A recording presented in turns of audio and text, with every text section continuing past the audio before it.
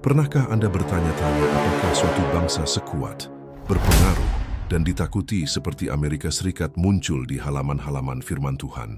Apa yang Alkitab katakan tentang kekaisaran modern yang membentuk budaya, mendikte perang, menggerakkan ekonomi, dan membangun ideologi di seluruh planet ini? Mungkinkah nasib Amerika Serikat sudah ditentukan dalam kitab suci dan bahwa penghakiman Tuhan sudah bergema di antara tiang-tiang Kapitol, gerbang Gedung Putih, dan jalan-jalan jiwa Anda sendiri? Ada misteri yang tersembunyi sejak zaman dahulu, tersegel dalam kitab-kitab nubuat, tetapi kini terungkap di hadapan kita. Apa yang ditulis oleh para nabi ribuan tahun lalu terwujud dalam berita hari ini. Yesus Kristus berkata dalam Matius pasal 24 ayat 33, "Jika kamu melihat semuanya ini, ketahuilah bahwa waktunya sudah dekat, sudah di ambang pintu. Tanda-tandanya sedang berdenyut." Sejarah Amerika Serikat bukan hanya geopolitik, tetapi juga profetik. Dan Anda akan segera menemukan alasannya. Pesan ini bukan tentang politik, melainkan tentang nubuat. Bukan tentang preferensi ideologis, melainkan tentang rancangan ilahi. Karena setiap bangsa yang menentang prinsip-prinsip kekal Allah pasti akan dikonfrontasi olehnya. Demikian pula dengan Babel, demikian pula dengan Romawi, dan demikian pula dengan semua negara adidaya yang menempatkan diri mereka sebagai penguasa dunia. Wahyu pasal 18 ayat 2 menyingkapkan, "Sudah rubuh Babel, kota besar itu. Ia telah menjadi tempat kediaman roh-roh jahat dan tempat bersembunyi semua roh jahat." Teks tersebut berbicara tentang sistem yang korup, yang dimabukkan oleh kekuasaan, hawa nafsu, dan penyembahan berhala. Banyak cendekiawan percaya bahwa Babel rohani ini merupakan gambaran profetik dari model peradaban barat yang dipimpin oleh suatu bangsa tertentu, bangsa yang mempromosikan nilai-nilai yang menyimpang, mengekspor pornografi sebagai budaya, dan membiayai perang atas nama perdamaian. Gambarannya jelas, dan lukanya dalam. Namun pertanyaannya tetap, bagaimana akhir Amerika Serikat menurut nubuat Alkitab? Tuhan masih berfirman, masih memanggil orang-orang untuk bertobat. Dan hari ini melalui pesan ini, Dia ingin mengungkapkan sesuatu yang dapat mengubah cara pandang Anda terhadap dunia. Tetaplah bersama saya sampai akhir, karena apa yang akan diungkapkan dapat mengguncang fondasi iman Anda, bukan untuk menghancurkan, tetapi untuk membangun dengan kebenaran, urgensi, dan harapan. Ini bukan analisis jurnalistik, ini panggilan rohani, sebuah peringatan profetik. Dan Anda sedang dipanggil saat ini untuk melihat di balik tabir sejarah, dan mendengarkan apa yang Roh Kudus katakan kepada bangsa-bangsa. Waktunya telah tiba, dan firman akan menjadi jelas. Ketika binatang buas yang muncul dalam Wahyu pasal 13, ayat 11-15, mengambil tempatnya dalam narasi kenabian, sebuah sosok tunggal menonjol, kuasa seperti anak domba yang berbicara seperti seekor naga. Penampilannya yang lembut, dan tampak Kristen menipu mereka yang kurang peka secara rohani. Banyak ahli mengidentifikasi kuasa kedua ini sebagai suatu bangsa yang muncul dari bumi, bukan dari laut seperti binatang buas pertama. Bumi, berbeda dengan laut, simbol banyak orang dan bangsa-bangsa. Wahyu pasal 17 ayat 15, menunjuk pada suatu tempat yang jarang penduduknya, sebuah dunia baru, tanah kebebasan. Dengan demikian, kita melihat penerapan langsungnya pada Amerika Serikat, yang didirikan sebagai surga kebebasan beragama, muncul secara diam-diam, tanpa perang kemerdekaan internal, tetapi membangun identitasnya di atas prinsip-prinsip kebebasan sipil dan iman Kristen. Namun teks suci memperingatkan, meskipun binatang buas ini tampak lembut, suaranya yang sebenarnya seperti suara naga, simbol klasik setan menurut Wahyu pasal 12 ayat 9. Transisi dari domba menjadi naga menunjukkan perubahan dramatis dalam hakikat kuasa ini.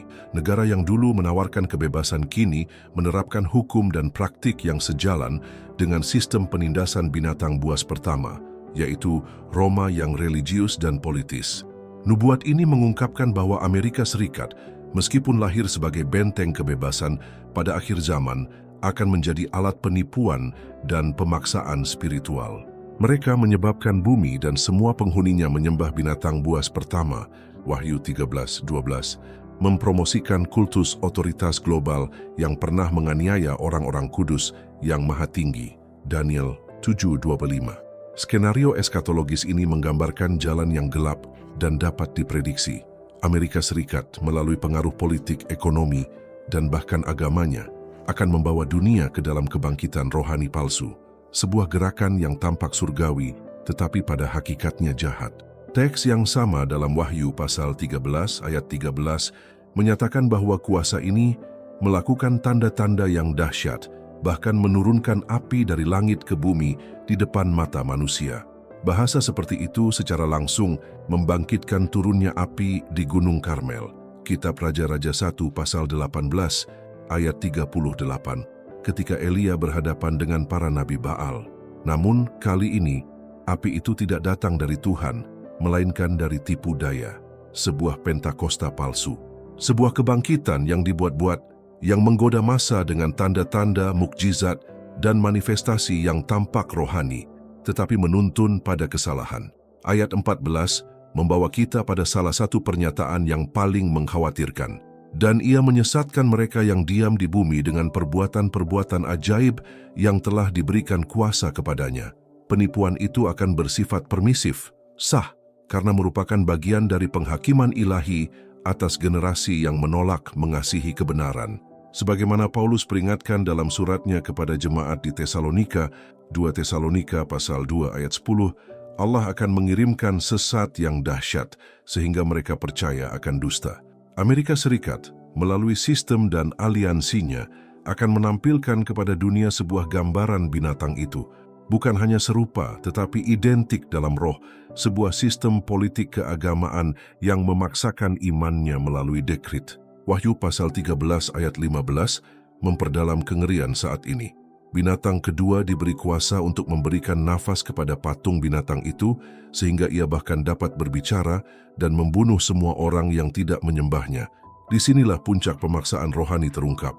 Tanah kebebasan, tempat perlindungan bagi yang teraniaya, menjadi algojo bagi orang beriman. Teks ini menunjuk ke masa ketika perintah-perintah Allah dan iman kepada Yesus akan dianggap kejahatan. Mereka yang menolak untuk berpartisipasi dalam sistem keagamaan global akan menderita penganiayaan, pembatasan ekonomi, sosial, dan bahkan fisik. Skenario ini selaras dengan apa yang Kristus sendiri nyatakan.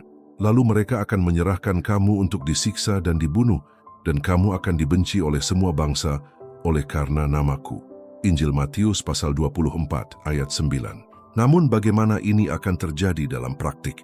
Bagaimana negara seperti Amerika Serikat akan bergerak menuju takdir kenabian ini? Jawabannya terletak pada erosi nilai-nilai Alkitabiah yang lambat, sekularisasi institusi, korupsi Injil oleh teologi kemakmuran, dan gerakan pseudokarismatik, serta politisasi iman. Agama menjadi instrumen kontrol alih-alih ekspresi keselamatan. Naga itu berbicara melalui hukum, dekrit, dan pemaksaan. Anak domba dibungkam, dan roh Allah dipalsukan. Penganiayaan dimulai bukan dengan penangkapan, melainkan dengan pidato-pidato, bukan dengan kematian, melainkan dengan dekrit-dekrit halus yang membatasi pemberitaan kebenaran. Orang-orang yang sama yang berseru meminta kebangunan rohani tanpa adanya pembedaan akan tersapu oleh angin doktrin dan menjadi kaki tangan sistem global yang menolak perintah-perintah Allah. Disinilah letak bobot nubuat ini. Amerika Serikat bahkan tanpa nama binatang atau antikristus, secara nubuat digambarkan sebagai alat yang akan memperkuat citra binatang itu. Bukan karena niat jahatnya sendiri pada awalnya, tetapi karena jaraknya dari kebenaran. Negara yang awalnya merupakan tempat perlindungan menjadi alat. Bangsa yang mewartakan Alkitab kini memanipulasi kitab suci.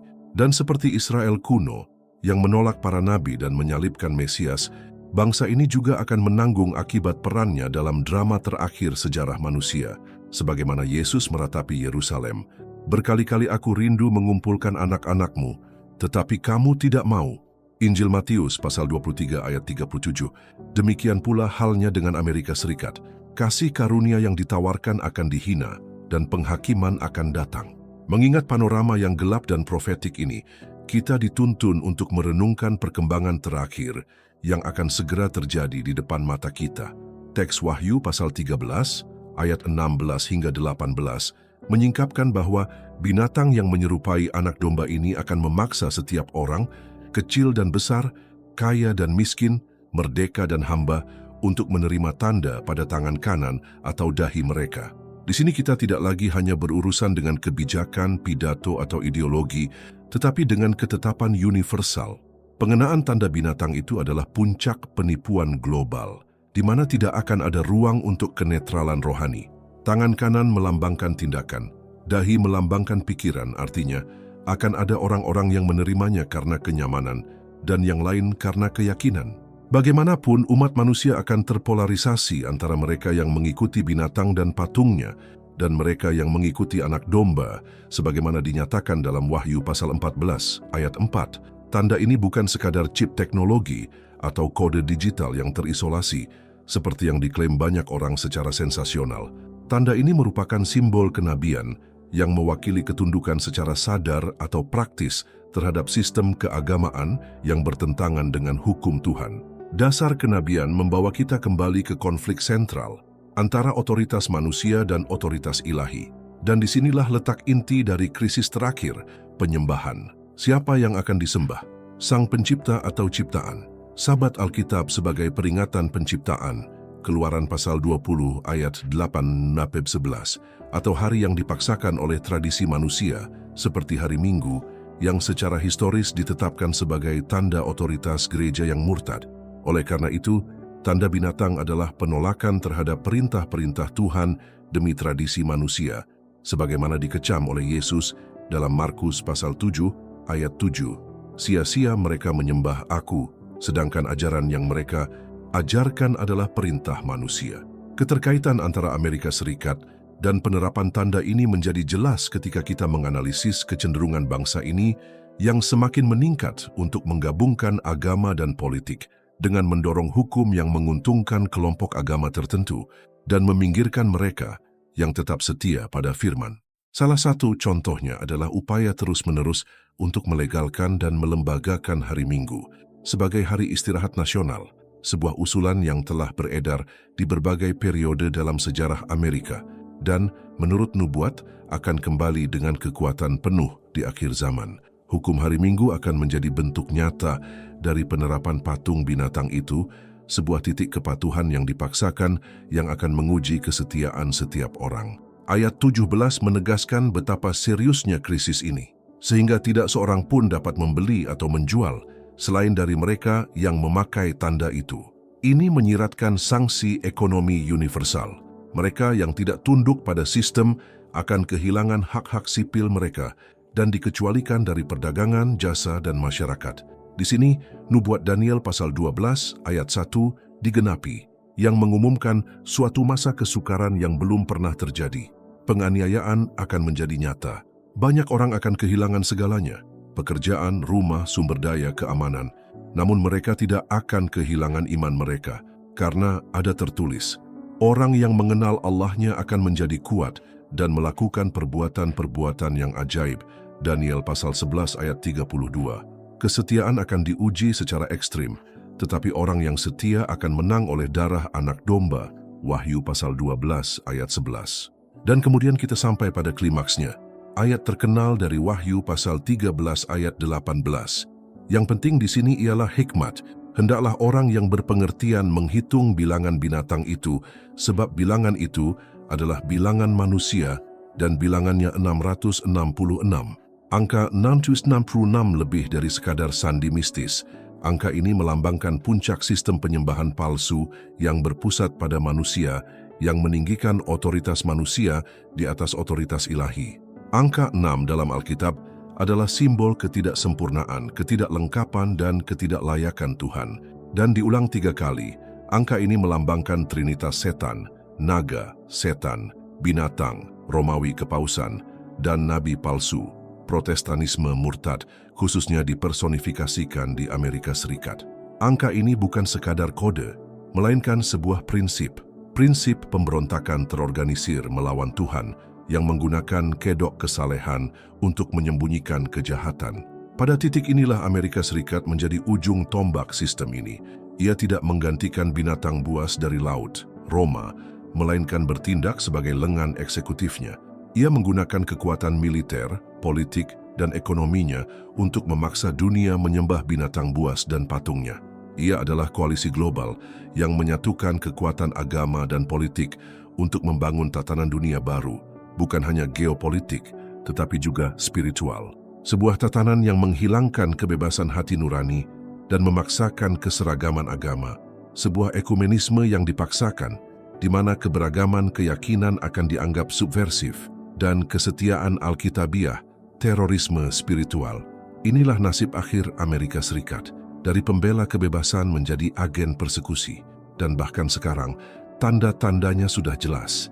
Bangsa ini terpolarisasi, ekstremisme agama semakin berkembang, intoleransi menyamar sebagai patriotisme, iman sejati diolok-olok sebagai fanatisme, dan hukum yang dulu melindungi hak-hak hati nurani perlahan-lahan direformasi. Lahan telah disiapkan, para pemimpin telah ditempatkan, masa sedang dikondisikan, semuanya bergerak menuju penggenapan nubuat yang tepat. Barang siapa memiliki mata rohani, hendaklah ia melihat. Barang siapa memiliki telinga, hendaklah ia mendengar. Karena Roh berkata kepada gereja-gereja, "Keluarlah daripadanya, hai umatku." Wahyu pasal 18 ayat 4. Menghadapi skenario konvergensi kenabian ini, di mana binatang buas di bumi membuka jalan bagi pemaksaan penyembahan palsu secara global, pertanyaan yang tak terelakkan adalah bagaimana seharusnya umat Allah bereaksi. Firman memberi kita jawaban dengan jelas dan penuh kuasa. Dalam Wahyu pasal 14 ayat 6-12, kita menemukan peringatan terakhir tentang belas kasihan yang akan diwartakan kepada umat manusia, pesan 3 malaikat. Ini adalah panggilan terakhir dari surga.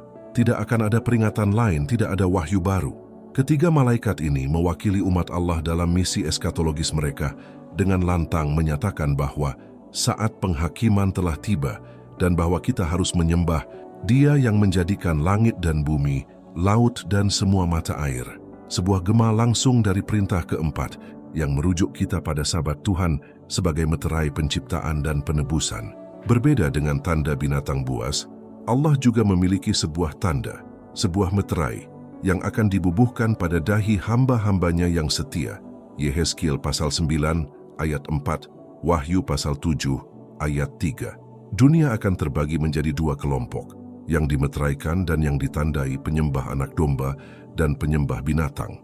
Dan inilah ketekunan orang-orang kudus, mereka yang menuruti perintah-perintah Allah dan beriman kepada Yesus. Wahyu 14:12. Deskripsi yang sederhana namun penuh kuasa ini menggambarkan sisa umat yang setia. Mereka tidak hanya percaya kepada Yesus, tetapi juga mengikutinya kemanapun Dia pergi. Wahyu 14:4. Mereka tidak hanya mengaku taat, tetapi juga hidup dalam kekudusan.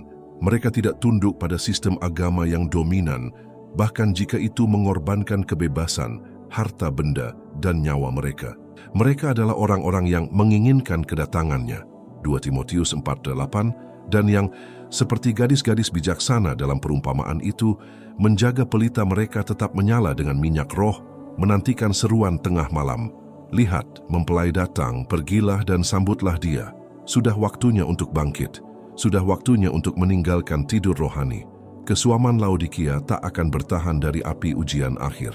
Tak ada lagi ruang untuk netralitas. Krisis terakhir akan menyingkapkan siapa yang berdiri teguh di atas batu karang firman dan siapa yang membangun di atas pasir tradisi. Kebenaran akan diuji di ruang publik. Kesetiaan akan disingkapkan di hadapan raja, gubernur, dan orang banyak. Namun Yesus berjanji, janganlah khawatir akan apa yang harus kau katakan. Roh Kudus akan mengajar engkau. Lukas pasal 12 ayat 12. Orang-orang beriman akan berbicara dengan penuh otoritas, bukan karena mereka akan menjadi teolog yang hebat, tetapi karena mereka akan dipenuhi dengan Roh Allah. Mereka akan seperti Stefanus, yang wajahnya bercahaya bagaikan malaikat dan kata-katanya menembus hati yang keras. Dan bagi mereka yang meragukan, mencemooh, atau menunda keputusan hari ini, seruan ini mendesak. Pada hari ini, jika kamu mendengar suaranya, janganlah keraskan hatimu. Ibrani 3:15. Kasih karunia masih tersedia. Meterai masih dapat diterima. Darah anak domba masih memiliki kuasa. Namun tidak lama lagi, pintu kasih karunia akan tertutup dengan tenang, seperti yang terjadi pada Bahtera Nuh. Dan kemudian akan tiba saatnya ketika orang-orang yang tidak benar akan terus hidup dalam kefasikan, tetapi orang-orang kudus akan tetap kudus. Wahyu 22:11. Setelah itu, tidak akan ada lagi perantaraan, hukuman akan dijatuhkan, dan angin kehancuran akan dilepaskan. Amerika Serikat, dengan memenuhi perannya dalam skenario kenabian, akan menentukan nasib bumi dengan mempromosikan patung binatang itu, dengan mengesahkan undang-undang tentang masalah keagamaan, dengan menganiaya mereka yang tidak patuh. Bangsa ini akan menjadi simbol nubuat palsu, kemurtadan yang dilembagakan, dan pemberontakan terorganisasi melawan Tuhan. Namun, dalam konteks kegelapan inilah terang anak-anak Tuhan akan bersinar. Penganiayaan tidak akan memadamkan iman, ia akan memperkuatnya. Penindasan tidak akan menghapus kebenaran, ia akan mewartakannya. Dan langit akan terbuka untuk menerima orang-orang yang setia, karena waktu pahala akan tiba. Sebagaimana dikatakan dalam Wahyu pasal 14 ayat 13, "Berbahagialah orang-orang mati yang mati di dalam Tuhan, mulai sekarang, karena mereka akan beristirahat dari jerih lelah mereka, dan segala pekerjaan mereka akan menyertai mereka." Janji itu pasti. "Sesungguhnya aku datang segera dan upahku ada bersamaku." Wahyu pasal 22 ayat 12. Kristus akan datang kembali. Dia akan datang dengan kuasa dan kemuliaan yang besar. Kerajaan-kerajaan di bumi akan runtuh. Kekaisaran manusia akan dihancurkan. Namun kerajaan anak domba akan ditegakkan selamanya. Dan mereka yang menantikan dia dengan iman, mereka yang belum tercemar oleh anggur Babel, mereka yang tetap teguh bahkan ketika segala sesuatu menyuruh mereka menyerah, akan memerintah bersamanya untuk selama-lamanya. Karena ada tertulis, pemerintahan atas dunia dipegang oleh Tuhan kita, dan Dia yang diurapinya, dan Ia akan memerintah sebagai Raja sampai selama-lamanya. Wahyu pasal 11 ayat 15. Karena itu berjaga-jagalah, kenakanlah pakaianmu, tetaplah setia karena waktunya singkat. Apa yang akan datang bukanlah teori, melainkan nubuat yang sedang berlangsung. Setiap peristiwa politik, setiap aliansi agama, setiap ketidakstabilan ekonomi, setiap pembicaraan tentang persatuan ekumenis, semua ini berseru, waktunya sudah dekat. Jangan keraskan hatimu, jangan tunda penyerahan dirimu, jangan terganggu oleh suara-suara dunia ini. Sang mempelai pria sudah di ambang pintu. Nubuat-nubuat akan digenapi, dan pertanyaannya adalah, apakah kamu akan termasuk di antara yang dimeteraikan atau yang ditandai? Pilihan ada di tanganmu. Waktunya sekarang, keabadian bergantung padanya. Dengan penuh hormat kita melanjutkan kesimpulan profetik dari wahyu yang penuh kuasa ini. Pesan yang menyelimuti Amerika Serikat bagaikan binatang buas yang muncul dari bumi, bukan sekadar peringatan eskatologis yang terisolasi, melainkan panggilan surgawi bagi umat Allah untuk bersiap menghadapi konfrontasi rohani terbesar dalam sejarah manusia. Kita sedang dibawa ke puncak pertentangan besar antara Kristus dan setan, dan dalam fase terakhir ini, bukan hanya tentang politik atau geopolitik, melainkan tentang penyembahan. Siapakah yang Anda sembah? Siapakah yang Anda layani? Siapakah yang memiliki meterai di dahinya? Wahyu pasal 18 menyatakan, sudah rubuh Babel, kota besar itu, dan telah menjadi tempat kediaman roh-roh jahat. Keluarlah daripadanya, hai umatku. Ayat 2 dan 4. Babel, dalam konteks ini, melambangkan sistem penipuan global, persatuan kekuatan politik, ekonomi, dan agama yang menentang perintah-perintah Allah. Dan dengan mempromosikan penyembahan patung binatang itu, Amerika Serikat menjadi agen utama dari persatuan yang tidak kudus ini. Pada titik inilah perintah surga menjadi jelas. Keluarlah daripadanya, hai umatku. Itu bukan sebuah undangan, itu adalah perintah yang mendesak.